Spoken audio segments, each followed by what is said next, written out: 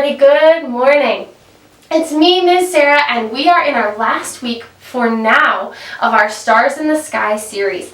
For a while now, we have been learning about God's family in Genesis and Exodus, those descendants who God called, who God said, "You are my special family." And we've been learning about how God uses them, how God is faithful, how God stays with them through all kinds of things.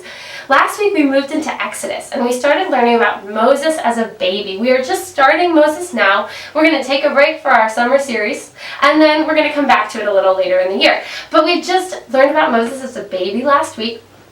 And this week we are learning about when God calls Moses to do some very important work. Moses is going to help save God's people. Now in this story, God talks to Moses like Moses is in his body talking with God. It's very special. Now, I have a question for you about this, and it's this.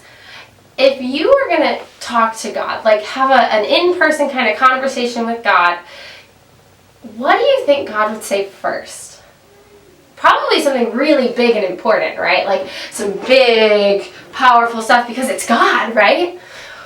Well, in this story, the first thing God says to Moses is he said, "Moses, stop, don't come any closer. Take off your shoes." Take off your shoes? That's the first thing God says. Why?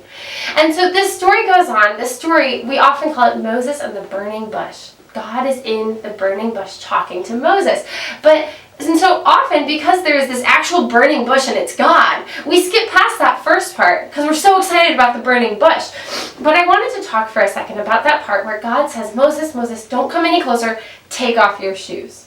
It sounds silly, maybe a little bit. Why does God say to do that? And he says, because Moses, this ground that you're standing on is holy ground. So Moses has on his sandals, right? And Moses needs to take off his sandals and put them on the ground because this is a sign of respect. So maybe in your house or maybe in friends' houses, you've ever been somewhere where they have a rule that when you come in, you take off your shoes.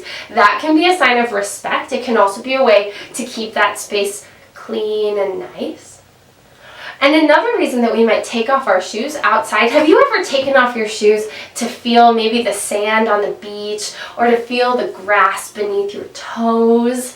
Sometimes we take off our shoes so that we can feel the land that we're standing on, so that we can be more in touch with that space where we are. And that's kind of what God is saying to Moses. First of all, this is a big deal. You are in the presence of God. You need to take off your shoes because that is a sign of respect. But also this ground that you're standing on is holy ground. Take off your shoes. Be in this moment. Be in this space because God has something to say.